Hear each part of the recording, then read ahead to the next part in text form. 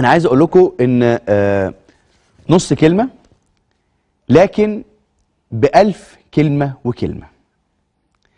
النهارده استاذنا احمد رجب في نص كلمه كان بيناشدنا كلنا، بيناشد المصريين كلهم. قال لنا ايه بقى؟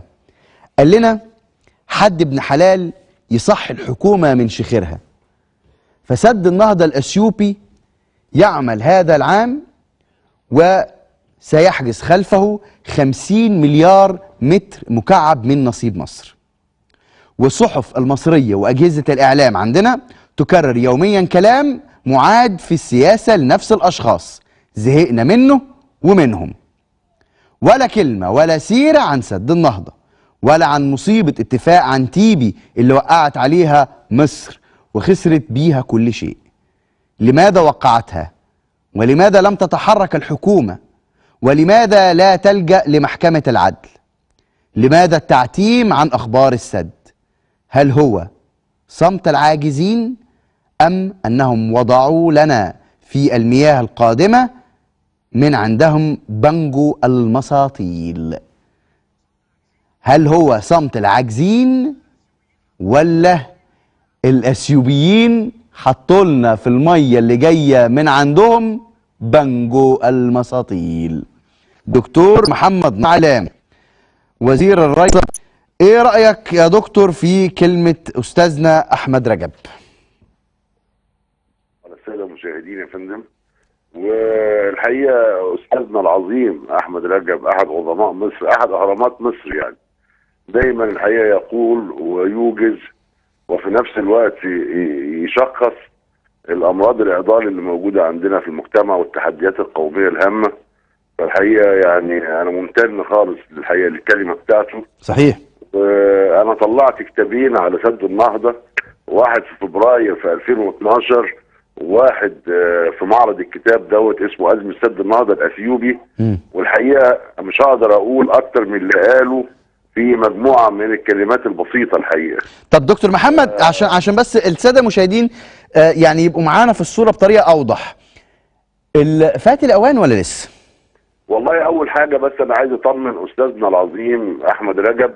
أنا كنت في الوزارة الحقيقة لغاية 2011 في يناير 2011، وانا الحقيقه اللي رفضت التوقيع على اتفاقيه انتيبي.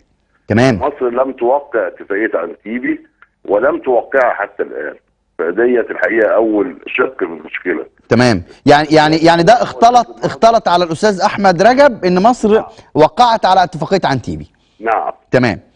الشق الثاني سد النهضه، سد النهضه جاري على قدم وساق، والانشاءات فيه ابتدت تعلى على سطح الارض، وللاسف الشديد دلوقتي السد يمكن ان تراه من الصور وافلام الفيديو اللي موجوده للموقع، وهم بالفعل خطتهم المعلنه توليد كم من الكهرباء مقداره 700 ميجا وات في بعد نهايه الصيف القادم.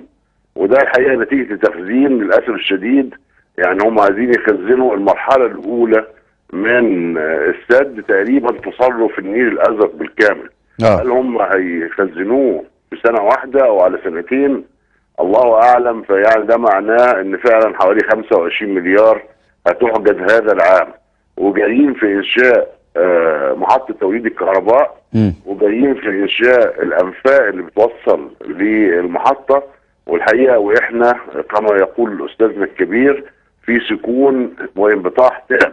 نعم. وبنص لغاية دلوقتي بنتفاوض حول استكمال دراسات السد الذي تم انشاؤه. يعني خلاص يعني زي ما احنا شايفين الصور قدامنا، يعني هم فعلا عملوا خطوات جديه في انشاء هذا السد، يعني فاحنا بنتكلم في دراسات.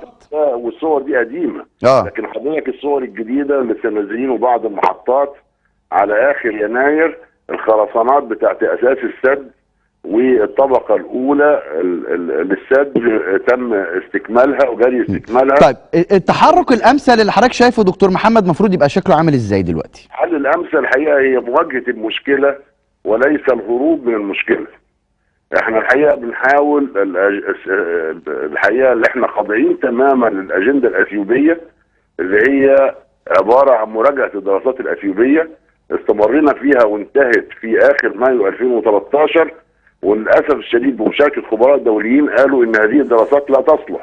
في نفس الوقت اثيوبيا جاريه في البناء، وبعدين بعد ثوره يونيو قلنا ان احنا هنغير الاوضاع، ابتدينا نجتمع مره ثانيه عشان نشكل لجنه لمتابعه اعمال اللجنه الاولى لاستكمال الدراسات. لغايه دلوقتي ما طلبناش من اثيوبيا التفاوض حول حجب السد والتفاوض حول سياسات التشغيل، بالرغم من ان الحكومه في ادراجها كالعاده تقارير دوليه وخبراء دوليين اشتغلوا للوزاره باضرار السد الجسيمه على مصر، وان السعه بتاعت السد بالطريقه اللي بتدير فيها حاليا لا يمكن قبولها.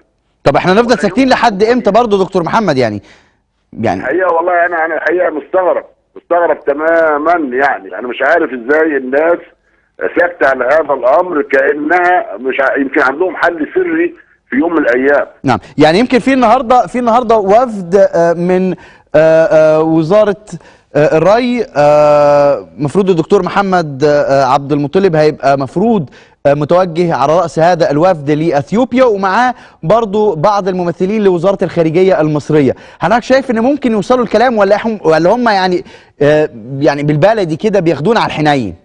الحقيقة اللي انا يعني شايفه الا لو كان اشياء غير معلنة. احنا النهارده خاضعين تماما للاجنده الاثيوبيه، وتشد شويه معانا وبعدين ترخي. احنا خاضعين للاجنده الاثيوبيه اللي هي عباره عن ايه؟ ان الدراسات ناقصه، تعال نستكملها مع بعض. مماطله يعني. ودي نفس الوضع، السودان موافق على هذا الموقف تماما. لا يمكن الامر يستقيم الا اذا طلبنا التفاوض حول ابعاد السد صراحه. طب واذا ما حصلش؟ اذا ما حصلش السد سيستكمل، ثم سنخضع للاراده الاثيوبيه وهيبقى فيها قصر الاراده السياسيه المصريه. هنعيش ايام مش كويسه خالص لما تنقص الحصه المائيه ويبتدي اراضي تتدور ويبتدي كهرباء تقل ويبتدي نعاني مشاكل. يعني يا دكتور محمد لا، هنا دي نقطه مهمه قوي. يعني حضرتك بتشير الى ان هيبقى في خطر واضح ومباشر على مصر لو تم تكمله هذا السد بالطريقه اللي هو شغال بيه دلوقتي. ايوه يا فندم، ملايين الافدنه الزراعيه هتبقى بور. السد العالي هيتوقف تماما لعده سنوات عن توليد الطاقه. عندنا تلوث كبير جدا في البحيرات الشماليه يكاد يقضي على الثروه السمكيه. عندنا هيحصل فيه انخفاض شديد في منسوب المياه الجوفيه. عندنا محطات مياه الشرب والمصانع على نهر النيل هتنكشف في عده شهور في السنه. هيحصل فيه مشاكل جامده جدا للسياحه النيليه والملاحه النهريه. هيبقى فيه مشاكل لا تستطيع مصر التعامل معها ولا يستطيع اي نظام سياسي التعايش معها. نعم، يعني دكتور محمد حضرتك بتقول لنا ان احنا لازم نصرخ دلوقتي حالا في وش الحكومه دي ونقول لها قومي فوقي واصحي من شخيرك. والله يا فندم مش عارفين نعمل ايه اكتر من كده. يمكن الاستاذ احمد رجب كلماته تكون اكثر يعني وقعا على صاحب القرار المصري، لكن انا عملت كتابين وشاركت في العشرات من الندوات التلفزيونيه والصحف وغيري من الزملاء، والحقيقه يعني مش عارف والله الواحد يقدر يعمل ايه اكتر من كده. بشكرك دكتور محمد نصر علام على هذه المداخله. زي ما احنا شايفين ان المشاكل اللي موجوده في مصر مشاكل مش قليله. بنتكلم النهارده بس ده، يعني ده انا بقول لكم اللي احنا شفناه النهارده. تاكس ابيض عنده مشاكل، عندنا كادر اطباء، عندنا كادر صيادله، عندنا حد ادنى للاجور، عندنا المعاشات، وعندنا المصيبه الكبرى سد النهضه. ده بقى اللي هنناقشه بطريقه مستفيضه اكتر مع ضيفنا الكريم الدكتور هاني رسلان، رئيس تحرير الملف الاستراتيجي وواحد من اهم المتخصصين في الملف الافريقي وحوض النيل، ولكن بعد الفاصل.